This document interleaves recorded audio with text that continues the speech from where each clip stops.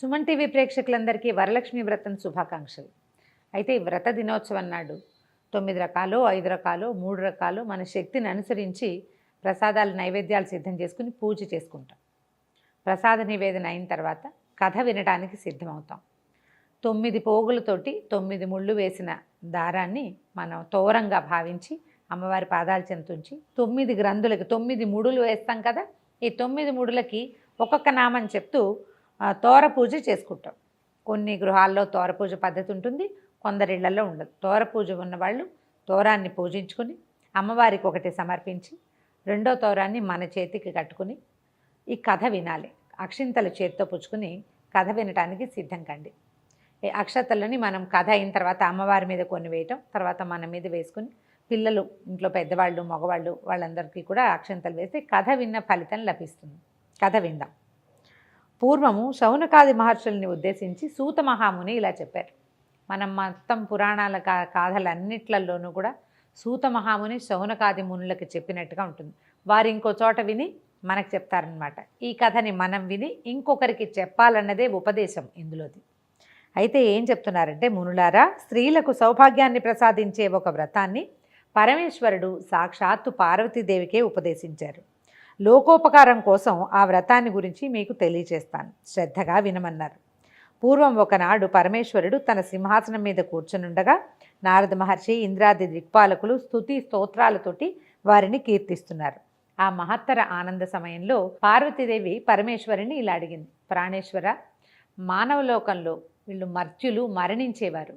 మరణించే లోపల వారు ఏదో ఒకటి పూజా పునస్కారము సంధ్యా సాందనము ఏదో ఒకటి చేసుకోవాలి. స్త్రీలు చాలా రకాల పనులతోటి అలసి సొలసి ఉంటారు. అలాంటి వాళ్ళకి ఇబ్బంది లేకుండా తేలికగా లక్ష్మీ సౌభాగ్యాన్ని కానీ సౌభాగ్యవతి సౌభాగ్యాన్ని కానీ పొందాలంటే ఎలాంటి వ్రతాన్ని చేయాలి అని పార్వతీదేవి మన కోసమే, మానవుల కోసం పరమేశ్వరుని అడిగిందట. ఆ సమయంలో పరమేశ్వరుడు ఏం చెప్పాడట, పుత్రపౌత్రాభివృద్ధిగా ఉండడానికి, తర్వాత అఖండ సౌభాగ్యవతిగా ఉండడానికి, దాంతోపాటుగా సంపదలు కూడా వృద్ధి చెందటానికి సులువైన వ్రతం ఒకటి ఉన్నదని, సకలైశ్వర్యాలు కలిగి ఉండాలంటే ఇది చేయాలన్నారు. ఇది ఎలా చేయాలట, శ్రావణ మాసంలో పౌర్ణమికి ముందొచ్చే శుక్రవారం నాడు ఈ పూజ చేయాలని చెప్పారు. చెప్తే అప్పుడు పార్వతీదేవి అడిగిందట, ఇలాంటి వ్రతాన్ని ఇంతకుముందు ఎవరైనా చేశారా? దానివల్ల తమరు సెలవిచ్చినటువంటి అన్ని సౌభాగ్యాలు పొందిన వాళ్ళు ఎవరైనా ఉంటే వాళ్ళని గురించి చెప్పమంది. అప్పుడు ఈయన చారుమతీదేవి కథ చెప్పారు. కథ చిన్నది కానీ ఇందులో మనం తెలుసుకోవాల్సిన చాలా విషయాలు ఉన్నాయి. పూర్వం మగధ దేశంలో కుండినం అనే ఒక నగరం ఉండేది. ఇది చాలా అందమైన నగరము, బహుజనులు నివసించే ప్రాంతమట.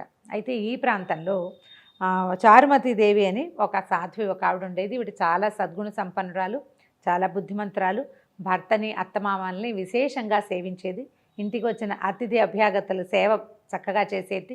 లోకోత్తరమైన గుణాలు కలిగినటువంటి సాధ్వి. అయితే ఒకనాటి రాత్రి ఆమెకు స్వప్నంలో లక్ష్మీదేవి కనపరిచిందట.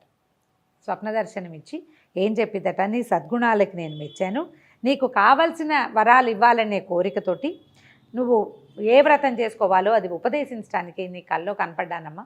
కాబట్టి నువ్వు శ్రావణ మాసంలో వచ్చేటువంటి పౌర్ణమిని కంటే ముందు వచ్చే శుక్రవారం నాడు ఈ ఫలానా వ్రతం చేసుకో అని ఈ వ్రతాన్ని ఉపదేశించింది. వరలక్ష్మి వ్రతము అని చెప్పి ఉపదేశించిందట.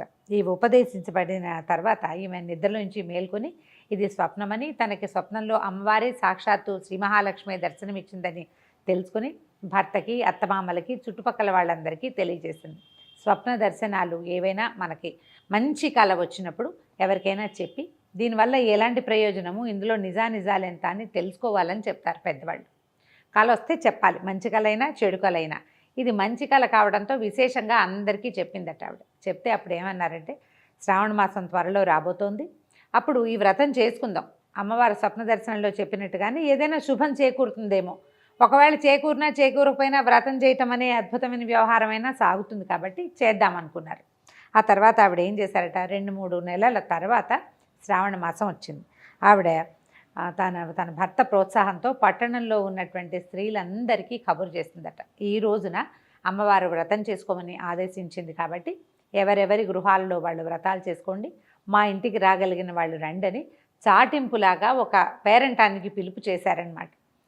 ఆమె ఇంటికి చాలామంది ఆమె యొక్క బంధువులు, స్నేహితులు, తెలిసిన వారు, చుట్టుపక్కల ఇళ్లల్లో వాళ్ళు అందరూ వచ్చారు. వచ్చిన తర్వాత వీళ్ళు ఏం చేశారట, ఈ గృహంలో ఒక పరిశుద్ధమైన ప్రాంతాన్ని ఎన్నుకొని ప్రదక్షిణకి వీలుగా ఉండేటట్టుగా చతుర్మధ్యంగా ఉండే ప్రాంతంలో గోమయంతో చక్కగా అలికి 5 రకాల రంగులతోటి ముగ్గులు పెట్టి తర్వాత పంచపల్లవాలతోటి కలశాన్ని ఏర్పరిచి అమ్మవారు వరలక్ష్మీదేవిని కలశంలోకి ఆవాహన చేసి అత్యద్భుతంగా మేళతాళాలతోటి పురోహితుల సహకారంతో వరలక్ష్మి వ్రతం చేసుకున్నారట.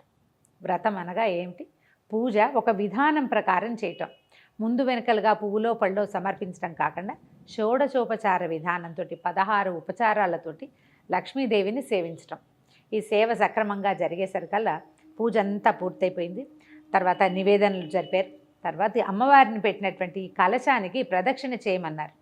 ఈ పట్టణంలో ఉన్న స్త్రీలు చారుమతి దేవితో సహా లేచి నిలబడి ఈ అమ్మవారి కలశం చుట్టూతా ప్రదక్షిణ చేయబోయారట. మొదటి ప్రదక్షిణ చేయగానే ప్రదక్షిణ చేస్తున్న స్త్రీలందరికీ కూడా చేతులకి పాదాలకి ఎన్నో రకాల స్వర్ణాభరణాలు వచ్చినాయట. ఆశ్చర్యపోయారు. అమ్మో, అమ్మవారి అనుగ్రహం ఇట్లా కనపడుతోంది అనిపించింది. మళ్ళీ రెండో ప్రదక్షిణ చేయగానే వీళ్ళ ఇళ్ళు ఎవరెవరైతే ఇక్కడ ప్రదక్షిణ చేస్తున్నారో ఆ అందరి గృహాలు కూడా ధన కనక వస్తువాహనాలతోటి నిండిపోయినాయట.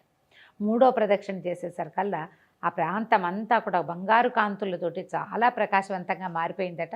ఈమె ఇంటికి చారుమతి దేవి ఇంటికి వచ్చారు. వాళ్ళందరికీ కూడా వాళ్ళ వాళ్ళ గృహాల నుంచి రకరకాల బళ్ళు, అశ్వాలు కట్టినవి, ఏనుగులతోటి, తర్వాత పల్లకీలు, చిన్న చిన్న రథాలు, అట్లా అన్నీ వచ్చినాయట వాహనాలు వాళ్ళని తీసుకెళ్ళడానికి. ఆ వచ్చిన అతిథి అభ్యాగతులందరికీ కూడా అంటే వ్రతానికి పిలువబడి వచ్చిన వాళ్లే కాకుండా ఏదో వ్రతం జరుగుతోంది విశేషంగానే వాకిళ్లలో నిలబడి చూసిన వాళ్ళకి కూడా విశేషంగా వాయనాలు, తాంబూలాలు సమర్పించి భోజన భాజనాదులతోటి సత్కరించి పంపించారు చారుమతిదేవి, ఆమె భర్త కూడా. ఆ తర్వాత నుంచి ప్రతి సంవత్సరము కూడా ఈ కుండిన నగరంలో వరలక్ష్మి వ్రతాన్ని ఎవరిళ్లల్లో వాళ్ళు ఆచరించడం మొదలుపెట్టారట. ఆ కథని పరమేశ్వరుడు పార్వతీదేవికి చెప్పారని శౌనకాది మునులకి సూత మహాముని ఉపదేశించారు. ఇందులో మనకి ఉపదేశం ఏంటంటే, ఎవరైతే భర్తను, అత్తమామలను, అతిథి అభ్యాగతలను సేవిస్తారో వాళ్ళకి లక్ష్మీదేవి కృపాకటాక్షాలు ఉంటాయి.